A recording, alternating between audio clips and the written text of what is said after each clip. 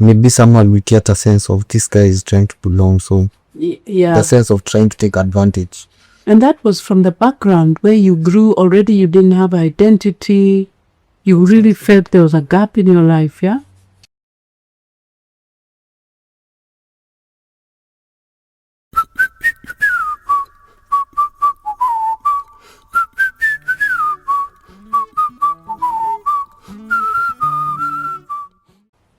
Welcome back to Duol Podcast. Friends, this is a platform where real conversations happen, real people talk, restoration, growth, and healing begins. And today we have a special guest. Maybe you'll introduce yourself before we talk about the topic. A brief introduction. Hello guys. Hello. I'm Alexander Kabuta. I am an addict in recovery, an alcoholic. I have quite a long story that goes into several topics and spheres of life, but I am glad to be here to share my story. Yeah, and the topic, guess what? It's about identity crisis. This is a topic under the Men's Mental Health. It has been the month of Men's Mental Health Month, which is ending in June. But I believe that these matters need to be discussed continuously. So we are talking about identity crisis. I'm Auntie Maggie. So Karibu, maybe Alexander, tell us about yourself. Alex was born in 1993. I am the only son to a single mother, so I do not have siblings. So you're 32 years old. I am 32 years old, yes. And I think that perhaps that contributes to my side of the story for my identity crisis. And during that time now, my upbringing, I was also, because my mom was a single mom, my grandfather was my father figure. And also his struggles with life kind of contribute to my struggles with life, because he's who I learned how to be a man from. And Okay. So your grandfather was like the father figure for you. yes, my granddad was my father figure. And this is your mom's father, or that's your mom's father? Yes, that's But you was a single mother, yes. So now he had a problem. He had a drinking problem. He really struggled due to the way his life had gone and the way his things had gone. Perhaps he had not quite achieved what he had wanted to achieve. And he was a very loving grandfather, actually. And he was an intellect. He was very, very smart. Ooh. And he really brought up with that upbringing of academic excellence. And yeah, he was very book smart, but now when it came to his drinking, that's where now the problem was. And I believe perhaps it came to contribute to perhaps my trends while I was in active substances. Okay, yeah, because they say there's an inheritance part. They say people who have addiction, you find either they're, and especially it seems to follow more commonly on the men's tree. Yeah. People who have had addiction, you find their father or their grandfather or uncles, have been in addiction.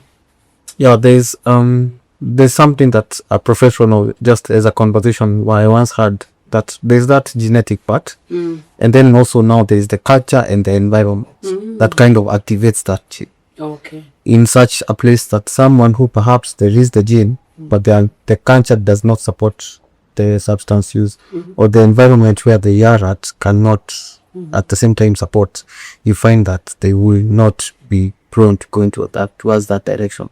So the environment has something to do with it. Environment definitely. The culture has something to do with it, Exactly. and genetics. That's genetics. Yeah. Okay.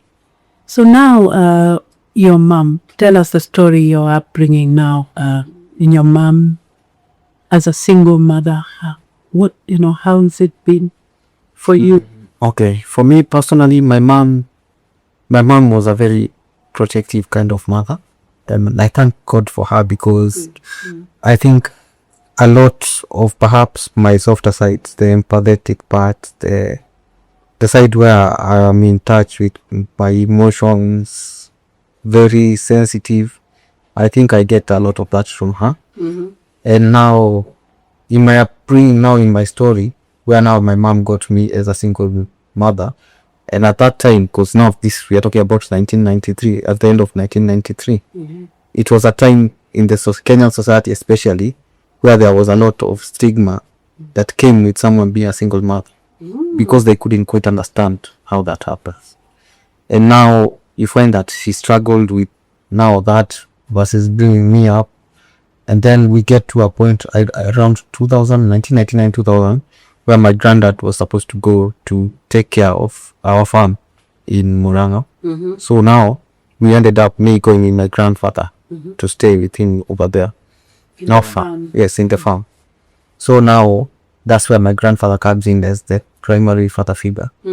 Now we find that my mom now was left in Nairobi trying to struggle and make ends meet. She hadn't quite stabilized, finding a good job where she was earning constantly. So she stabilized now at that time when I was living with my granddad. So your granddad raised you as a young boy while your mom was trying to make a living, working in town? Where is Nairobi? Or? West Nairobi. Yeah. So now you find that I go up country with my granddad. We are very close because also now looking back is now when I can appreciate some of these things. My granddad was kind of trying to bring me up differently, where now compared to now the way he has raised his kids. So he really doted on me, kind of encouraging me on that academic side, and he really tried to be present for me during that time. Now my mom is over here in Nairobi struggling, trying to make ends meet, getting her jobs, and now that's when now she started kind of figuring her own life. Now after that period of getting me, and now that 2000, now she started figuring out stuff by say around 2006. Okay, but meanwhile your dad is raising you the best he can. Your grandfather is raising you the best he can, and at the same time he was drinking. And how did he manage that? The way his story went is actually quite interesting, because as I said, he was a brilliant man. So one way or another he actually made ends meet, and then at that point also my grandmother wasn't around. She was abroad, so now they were keeping in contacts. I'm sure they are now. She was helping him out whatever way she could. And now I can't say that my upbringing he had a lack of maths, but I get the sense now that looking back I can understand that my granddad had a lot of real struggles. But at the same time I do have to give him his props, because he was a very tough disciplinarian. He actually, and boys, you've got to be tough. and I needed that, because I was a very naughty young man now, because of there's some awarenesses that I was getting at that early point in life. So if he had not been on the watch, I would have... You'd have been lost completely. I would have been lost completely. So I feel that during those formative years now, he played a crucial part to my life. So how has it been growing as a young boy, single mother, your schooling life, the stigma, and sometimes there's that. Maybe describe your growing up in school. I think now my school life was okay, because all this time, now when I went transitioning from now living in Nairobi to going to a country, I had a struggle, because now there was the culture shock, where now at that time the syllabus there was still quite a part out was being covered actually in Kikuyu, and now we are they used to teach in Kikuyu. Yes. In 1993? No, now this is early 2000s. Oh, early 2000s. Yeah, Moi is not gone yet, so that was those first years of Moi. Okay. So I remember there was even this just an off-topic thing where there used to be a Kikuyu subject actually, where it was part of language. Yes. Okay. And I remember they told us to memorize 72 trees. I can't speak the language. 72 trees in your language. In my mother tongue. But anyway, so there was that culture shock, and I struggled a bit with school. But now, between the 2 years, between now 2000 to 2002, I found now myself transitioning into a sense of academic excellence, where now I really started to understand how things were going, and I performed really well. So transitioning now with my granddad, he's struggling to bring me up. he's making ends meet, and I'm performing pretty well. Now there's this other part where now, because kids, unfortunately the way the society is, kids can be quite cruel without realizing it. To each other? To each other. To each other. Okay. So now you would get that sense of perhaps where my vulnerability was at that point was, where are your parents? Where's your mom? Because now my mom is in town. So the other kids would ask you. Yes. Okay. And now, where's your dad? Why don't you have a dad? So now those were things that brought up some feelings in me that I couldn't understand. And now I think that stems now where perhaps my identity crisis begins in my early childhood. And how would you respond when they ask? There was not really quite a way to respond. Because also, at that point, I'm a young person who can't understand, but my mom is in Nairobi trying to make ends meet so she can make a better life for me. These are not conversations we have had with my mom about where my father could be. So it's really brought up a lot of unresolved bitter feelings. And towards mom? I can't even say towards her, but more of a sense of maybe lack of belonging or loss. Yeah. In which there was a lot that I could not understand. And tell me, Alexander, if your mom had actually sat down with you one day and just explained, look here, yes, I'm a single mom. I did have a relationship. Your dad is so and so, but we are no longer together. Would it have made a difference if, because you know there are single mothers out there and many of them are not telling their children or talking about this. I think now perhaps the way it would have been better. But also now I'm realizing there's also that side which all of us human beings have, that basic self, that childlike self, that can't quite understand. You'll hear the words and you get the explanation will be okay, but you can't quite mesh that. Yeah, you can't quite mesh that into quite understanding why the situation is as the way it is. So it will help with the understanding to process as you move along with life. But at that point, I do not think that it would have helped quite. So in the next few minutes before we take a break, just tell us your experience now as a child growing up. Okay, so I'll just give you now my story, the way it plays out. So now I'm a young child now who is in up country. Now as I'm progressing with school or class 3, class 4, that sense of academic excellence is still blossoming. And now when it got to a point now, I think in class 5, there is all the schools that were around, they could not quite help me pin out my potential.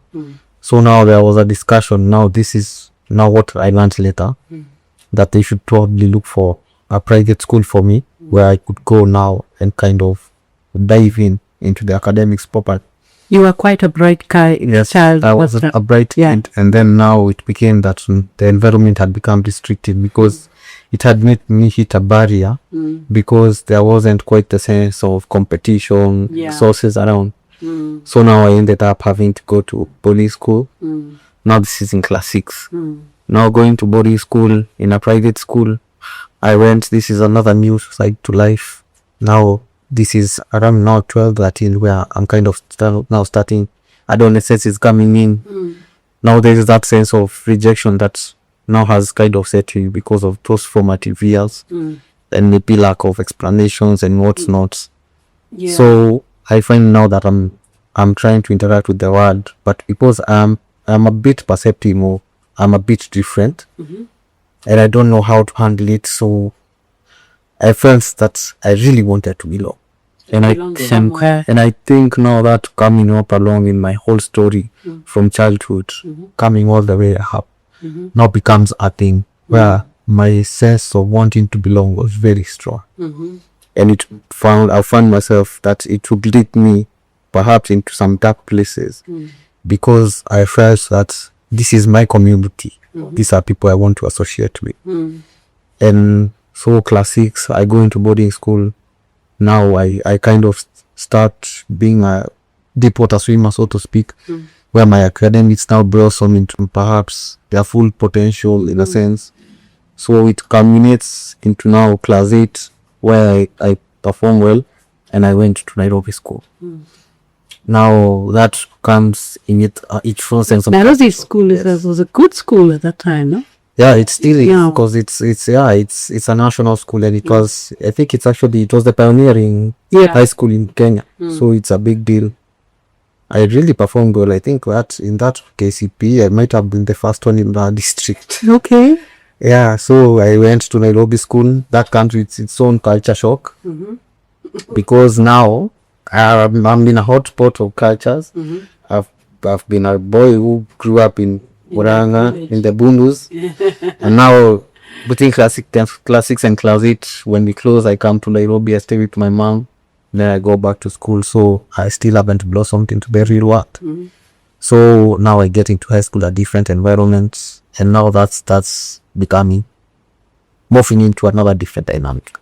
Yes. So we'll have a short break as we now continue just to know the dynamics. So I know we used to call Nairobi school patches. Is it still patches? Yeah, it's still patches. Yeah. I was in Kenya High there. Oh, Bomba. Wow. So, yeah. Okay, so let's just have a short break as we move on to the next part. Okay. See you. Bye.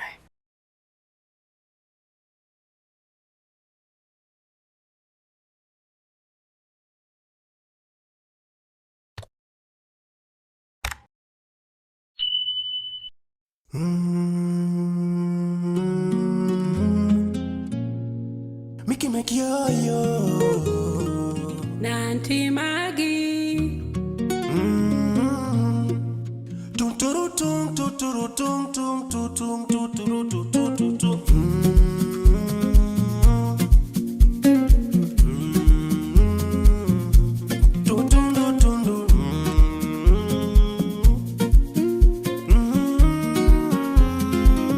Na scroll maisha kama timeline. Kila mtu anaonekana fine. Tabasamu fake kwa highlight. Lakini hakuna onyesha fight. Usiku macho, mawazo mengi. Ndoto nyingi bado nazifuatilia wengi. Natafuta mapenzi, sehemu mbaya. Nimechoka kupitia njia ile kaya. Yeah, welcome back. So Alexander was talking about growing up from a single mother, and then, but you were bright and you managed to get to a good school. Tell us, how was it? Still having a single mother? Nice. Well, now this now kind of changes my spectrum and now the way I used to view things. Because now you see that this whole time in primary school, academic excellence was the theme in my life. Now I go to high school, where now I've met with people who are a lot more brilliant than I am. So now it comes, I was the big fish in a different pond. Now I'm in the ocean. So it came with different aspects to it, because now academically, first of all, it meant that kind of perhaps where that sense of where I felt that, like for instance, in primary school, I knew that the number one slot was mine, not one's, because that was an automatic. But now in high school, I go and meet some brilliant guys where now even being in the top half of the class is a struggle. Competition was high. Yeah, and then also at that time, I find that, I don't know, because of not being in the same environment, I kind of slacked off. I wasn't really into the academics as I had been in the primary school. So now, my period of high school, I find that I'm kind of broadening my horizons, and I'm not quite concentrating on my academics as much. So Form 1, I just go through the motions, learning about what high school is about. It's a different culture with people from all over the country. And we are getting perhaps to understand there's some people who are from some elitist families in Kenya. I'm just a guy from the Bundus. And now even that sense of now kind of feeling the need to belong is so much stronger, because there's this whole hodgepodge of cultures. And now I do not know where I belong. So now I think that I really want to find a place where I can belong. Yeah. Then now it's quite common in many schools where you're into Form 1. Yeah. You know, there are different people, different classes. Yeah. Yeah, so, but I can say in my high school life, I was a pretty laid out kid who perhaps I was really a lot into novels, and I'm still reading. I still am an avid reader. I have been my whole life. So now at that point, I found that I did not quite know how to deal with that amalgamation of different peoples. So I kind of withdrew into my books. I wasn't much into the school functions. I just kept a close circle of few friends. And now because of my sense of belonging, I feel that I attached a lot of importance to friendships that weren't quite that important. So you kind of withdrew to yourself. Yeah. You were a bit selective on the friends that you had. I don't know if Oh, you had few friends. but I can say I had few friends. Really few friends. Yeah. And maybe my relationships, I can't say that they were quite positive because it was a sense of, maybe someone will get a sense of this guy is trying to belong. So Yeah. the sense of trying to take advantage. And that was from the background where you grew already, you didn't have identity. You really felt there was a gap in your life, yeah? So now I feel that perhaps those friendships that I attach myself to, they weren't quite impactful in a positive sense. Yes. And at the same time, we didn't really get, actually, like I say, it's the grace of God that I didn't get into much trouble because I was very vulnerable at that point. Because now this is a young man who's coming out of his shed. He's in a different, expansive environment. And at the same time, he hasn't really put himself out there, so someone can perhaps take advantage because of the naivety. And at the same time, there's that sense of yearning to belong. So I can say that it was actually through Tough time. Yeah, it was God's grace that I didn't get swept by the way. And you finished Form 4? Yeah, now, I went through schooling. Now I think around Form 2 is now when I began knowing tracks a bit here and there, just the experimental basis. But funny enough, as I said, it wasn't even anything school related. It was now when I went back for the holidays. The holidays. Yes. Now I would get with friends now who have understood some of these things and they're like, "Hey, have you tried this? Let's go." That's the age a lot of young men get introduced. Yes. Form 1, Form 2. Yes. So now the experimental phase, you find that it comes in here and there. When I go to school, I'm just a cool kid, just calm, doing my novels. I read curriculum. I was struggling with my curriculum a bit, but I'm not too badly off. I'm not quite good. I'm just struggling. But now you find that I actually went through my high schooling quite smoothly. The grace of God. Yeah, perhaps the sense of perhaps peer pressure was not that much as it would have been if perhaps there was someone who was perceptive enough to how much advantage they could have taken. So you passed well? How do you pass? No, now what happened, because I hadn't quite been attentive to my grades. When we got to Form 4, I realized, we are actually going to finish school. I haven't done anything through those 3 years. So we now formed a quick discussion with the 4 guys we used to sit around with in class. Now we used to extend into the night. After the night prep, we extended. So I actually ended up performing well. I got a B+. Wow. Yeah, and I got an admission into a university. Okay, so you were finally taken to go. You made it. Yes, I finally made it. Yeah. So now I went. Now you joined university. Yes, I joined university. And now. And this is a national university in Nairobi. Yes, no, it's a national university in Kenya, but it's outside of Nairobi. Yes. Yeah, I won't go into the details, but yeah, it's a university outside of Nairobi, and now that kind of brings. Now that's where perhaps metaphorically the rubber meets the road. Yes. Because now that is where perhaps a lot of more factors now enter into my life for this. So what are the key factors that happen in the university? At university, I can say now was a trying time for me, because now this is someone who is now out of his adolescence, and now I'm in the young adult phase, and now for the first time in my life perhaps I'm not quite close to home, and at the same time I have been given a small amount of money to go manage my life. So now you understand that it comes with freedom. You're independent? Yes, I'm independent. You have some money. I have some money in my pocket, even if it's not substantial, it is some money in my pocket.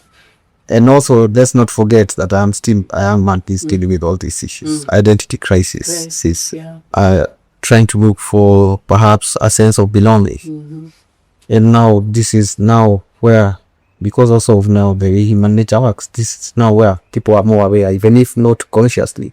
There is someone who is subconsciously aware of the fact that this is somewhere there is a sense of vulnerability that can be exploited. And by then, your grandfather, was he still there? No, my granddad, he passed Away. while I was informed. So it means all the other years you didn't really now have a father figure. What happened? There was an uncle, my mother's brother, who was really keen actually on trying to help me kind of like get this life thing. But now because of also now where I placed myself in a mentally, I do not think that I was quite receptive to him. Yes. And as much as he tried, I think I had already put a mental block in that, in the sense that I wasn't really willing to this. Okay. Yeah. All right. So here you're in campus. So I'm in campus, got into my first year, and now, well, the real life. I have to figure out my bills. I have to figure out my budgeting, and all of these things. And I actually didn't do really bad, because I think I got into it with just a let's get moving attitude. So I get into first year, and yeah, I'm doing my classes fine. And then I think first year, the second semester, is now when drugs started maybe becoming more of a theme in my life, because I found myself with a roommate who was quite a heavy consumer of cannabis. Oh, so roommate, guys. Yes. Roommate. Yes, because now I've left the hostel, and then now we have rented the house, 2 people, because it was a 2-bedroom. Now, my roommates from those lakeside regions, and now he had some connections with the farmers. So now he wasn't coming with just a single fresh. So he's landing with a supply in a shopping bag. Yeah. Gigantic supply. So now that's where I get introduced now to the regular drug use, because now these are things that I've learned while in high school, but on very experimental light use. But now here we find that now Full blast. yeah, my drug consumption takes off astronomical, because you're finding that now this is someone who has burn that can sustain a business. And So that you is for buy from personal. him, eh? No, it is for personal consumption, but in the quantities that he has, it can sustain a business. By the way, did he make it? I do not know actually how he's turned right, and perhaps even it's a wake up call. Perhaps these are some of the people perhaps I even need to be just for To help the continuity's sake. I think so. And even just to know how did his life turn out. Yes. Because he was a very promising young man. Yeah, he had amazing potential, because I think even academically he was even better than I was. Yeah, and I do wonder how his story went, because when we parted ways, I haven't been able to keep track of him again. Okay. Yeah, so now first year there's that, and then now the university I was at, we used to have some really long breaks. So after first year we go for a long break of First semester. Yeah. So now at this time now, when I come back home, I'm still trying to mask my drug use. And my mom, because now she was so busy with work and trying to figure now how to put food on the table, she's very tired. She wakes up at like 5-6 a.m. in the morning. She goes work, she's coming back at 9-10. Yeah. What kind of work was mom doing, by the way? My mom was working with a marketing company. Okay. And now she worked with in several capacities, but now by this point we are talking about she's doing supervisory field work. It's a lot of work. Yeah, so she's all over the place, and she's very occupied with a lot. Then yeah, you find that she was not quite able to be there in a monitoring sort of sense, because also now Supervisory. in a supervisory sense. So she's struggling to put food on the table. So at the same time, there's all of this that's happening in my life, and she can't be quite a part of it, because there's too much that she's also juggling. So I come back home. We are still doing now drugs with the friends that I have from home. So now you had started taking that cannabis. Yeah. Even now at home, you are still taking. Yeah, so she's at work. Me now, I go around for labs with my friends. We are consuming. And now I think probably by the time now we're getting back into school for second year, is now when normal drinking starts progressing. Okay. So you were drinking and taking cannabis. But by the end of first year, it was mostly cannabis. But now by the time I'm doing my first year long holiday, converting into second year, there is now even mixing the drinking with cannabis. Okay. How did you progress with that drinking for the remaining years? How? I can say that it is quite unfortunate, but it went on into quite a streak. And even now, going on now with it the whole way, I think I had to go into the full spectrum of being even into an alcoholic. By the time now I was coming to realize that there was actually a big problem in my life. This alcohol is what is contributing to it. Yeah. Oh, okay. So the condition got worse. The condition got very worse. Very worse. Because now you see, second year, I go back to university. My mom is still providing for me school fees, and she's still providing for my upkeep. So I'm doing classes. In fact, ironically, I was still doing classes very well. But now there's this second part of my life where now drugging has become kind of a common theme. So I continue with that, and then we break for second year. Now after breaking for second year, things went on as they were. But now coming back to third year, they kind of escalated again. Now my drinking got more into a problematic issue. Okay. Yes. Okay. Yeah.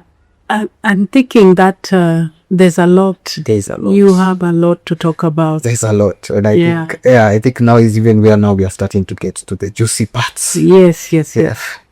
So I'm thinking, because we have already spent some time, you may have to come back for part 2. He cannot. Yeah. No. But you need to just give us some parting shot, because there are people who have been raised by single parents. There are young men here who have lacked any identity or any, they don't really know because they don't have fathers. But even I believe even mothers have a role, single parent, What are the key things that you feel that they need to, that you'd like to emphasize here? Before we go to the part 2 on how you managed to overcome. Personally, I feel that ironically it's not as far off as we think. I think conversation. Yeah. Honest. Being honest. Honest. Being open. Open, like an open heart conversation. With who?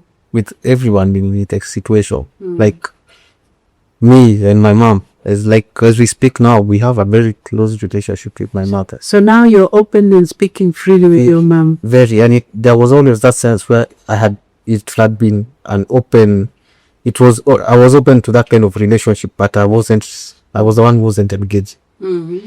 But I believe that it is instrumental. So when you look back, that should have happened from as early as possible. That should have happened from as early as possible, because I think there's also usually misunderstanding from both sides of the spectrum, where, like, perhaps me, I didn't understand what my mom was going through. And I think at the same time, she couldn't understand the struggles that I was having. So, and she had to work so hard to make ends meet. Exactly. Right? Exactly. And you find that, like, these single moms out there, they are working so hard to put food on the table and just to make life work. Okay. Yeah. You're going to come back and tell us on the next phase, because we don't want to skip very important things that will help people out there. Yeah. So I think, viewers, for now, this is just part 1, but you need to join us in part 2 of this session with Alexander, who was a bright kid, and you heard his story. But he's going to tell us now where the story is really begun and where he is at today. Yeah? So I just want to say, if you have heard this, please share and subscribe. And let's meet again in the next podcast. And thank you for this part of it. And I know you shall come back soon. Yeah. Otherwise, see you. Bye.